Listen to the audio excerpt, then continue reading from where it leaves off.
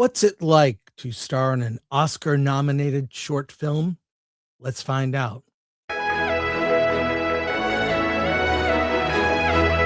Hey, Nicole, Elise Nelson. So happy to see you today. What's going on? Hey, thank you for having me. Happy to be here. I got to ask that big question. What's it like to be in an Oscar nominated live action short film? It's insane. It's insane to know that something that we made with a great group of people, with a great message that we're passionate about, really made it this far, that so many people got to see it and it was received well. I mean, for the most part, it was a very, some people love it or hate it. And that's part of, what we knew we were making. But it's just crazy to know that, again, so many people have seen it and it's just been recognized.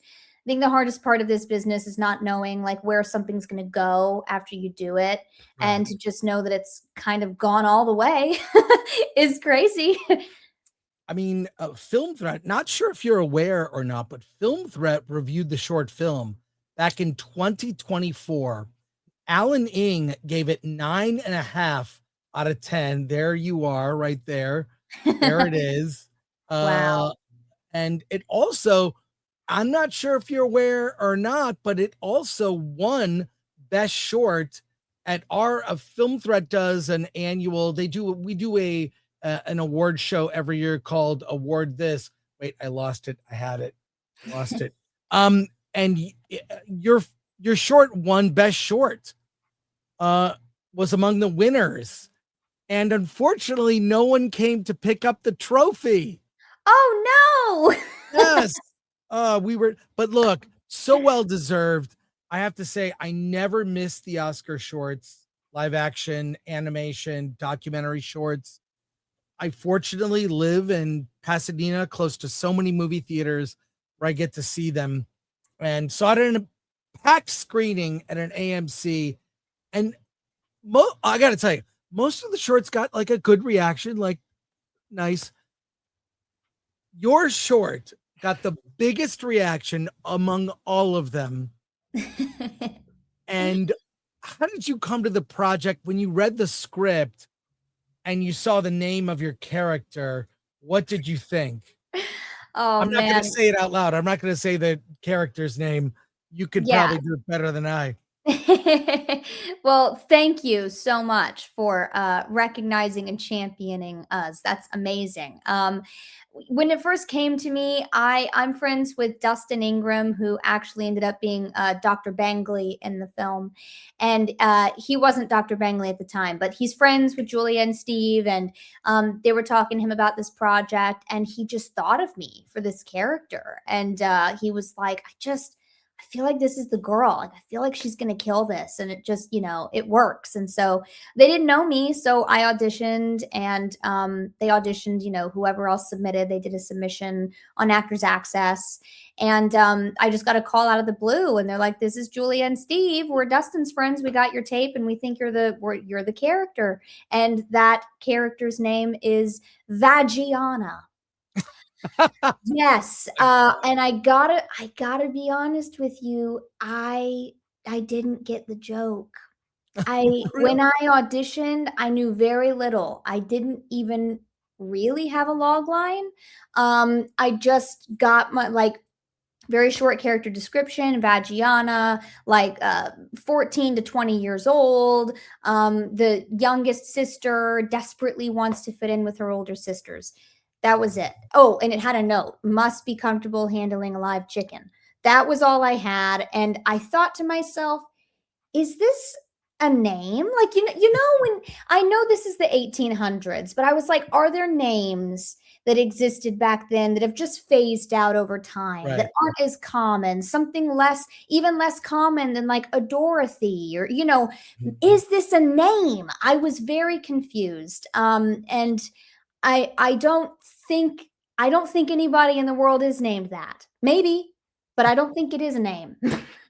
Well, I can say that the audience that saw it at AMC Burbank 16, shout out to one of my favorite theaters, a packed crowd, they were uproarious.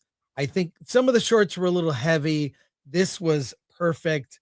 And like, I gotta ask, how did you keep a straight face? Because in the movie, there's a lot of ridiculous things that happen and kind of escalate, but all the circumstances are played just deadpan, serious. How'd you Yeah. do that?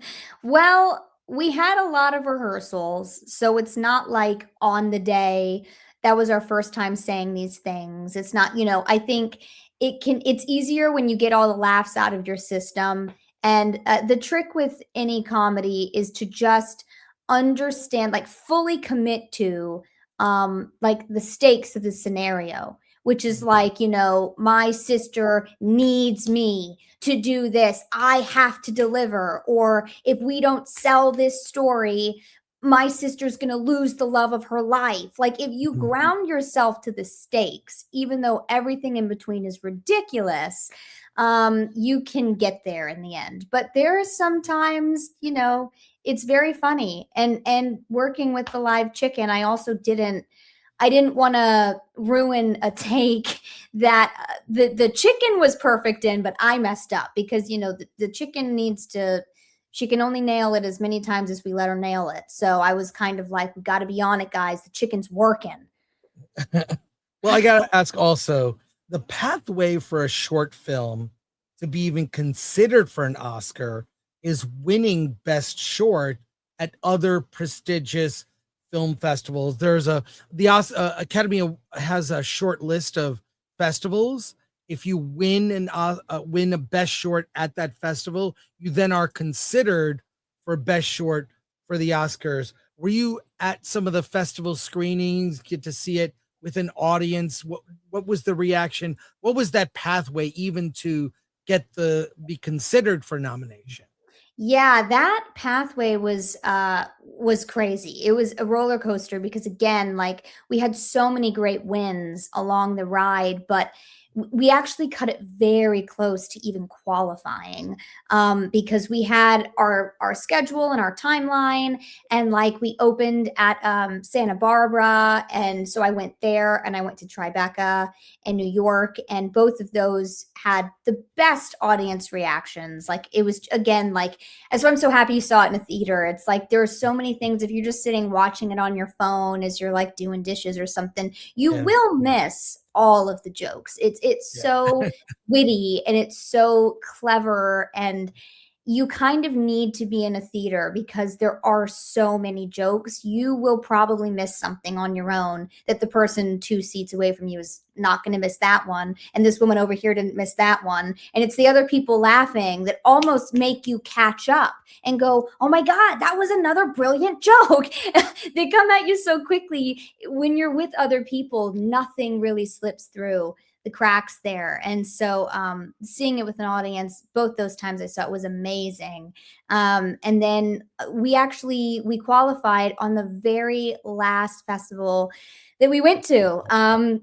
It was in Aspen, and Aspen, I believe, is the only festival that has its very own category for comedies. Mm. And that was kind of we were really, really hoping because, in the world of like film, especially prestigious film, it's really hard to stand out against really powerful dramas because it's a world and it's a system that definitely awards the dramas, and to be a comedy at all in that mix is kind of wild. So it's like we knew we kind of needed to lean on a festival that had an award just for comedy. Otherwise, it would be hard. It would be really hard to be the winner. And it came through. I mean, the last festival we went to, it came through. So we're very grateful to Aspen.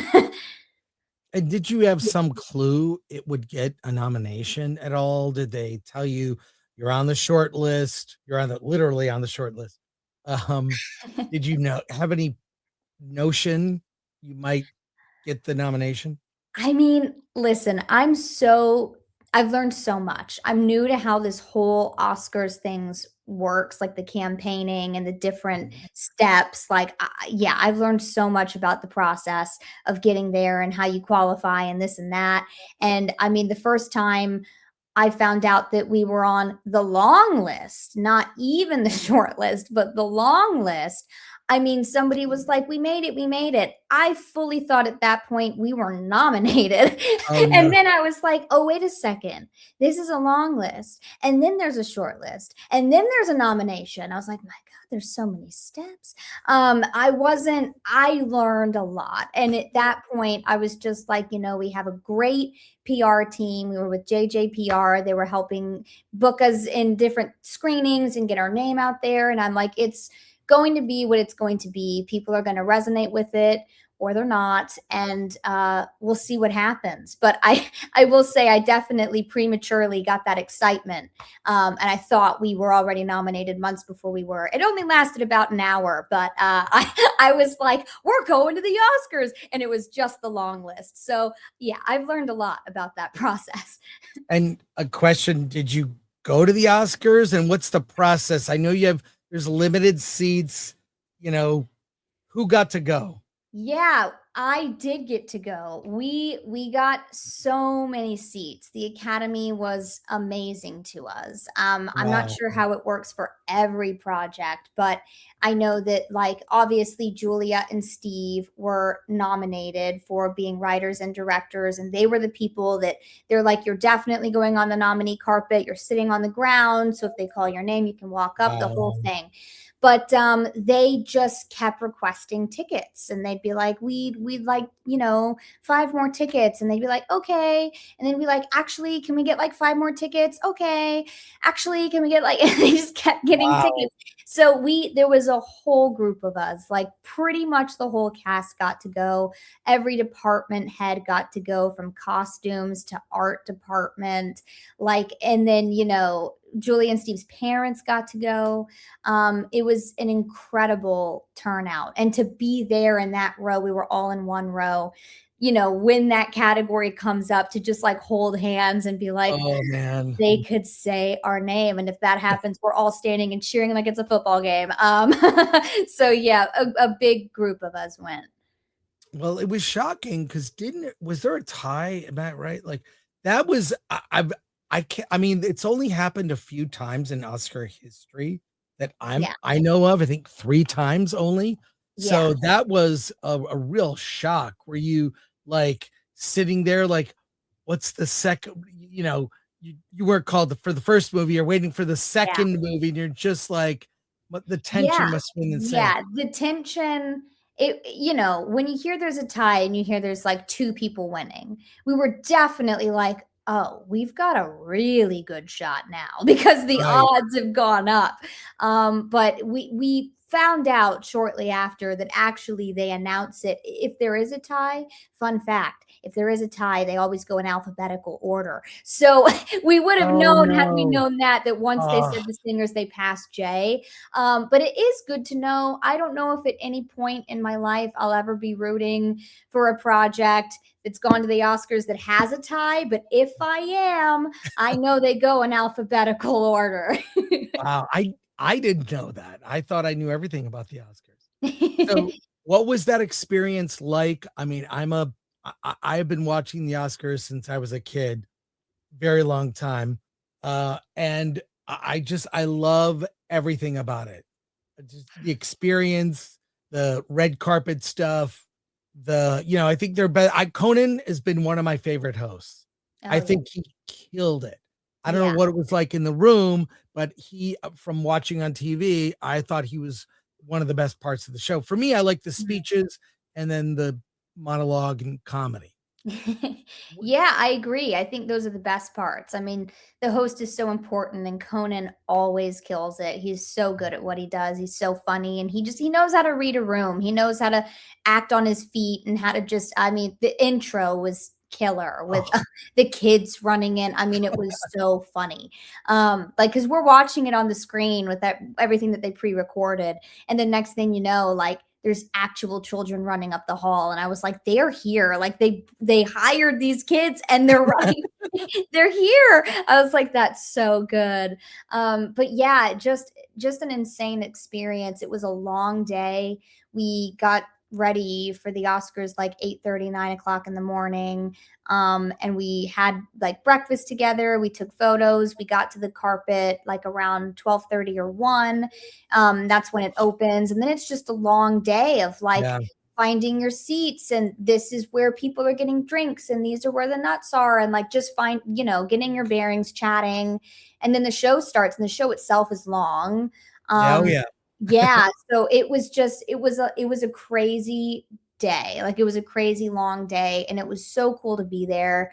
And even cooler, I think, like, the biggest thing that stood out to me from like attending versus just watching at home is like I've never really been like really rooting for one thing in particular. Like, I can have Mhm. my opinions. Oh, I love this actor. I think they killed it. I personally Mhm. like this project, but it's not like I ever had like money on anything that I was like, I Right. gotta win this. Like, it's never been, it's just been more entertainment. Like, I'm gonna watch, I'm gonna see who wins. I'm gonna be happy for everybody.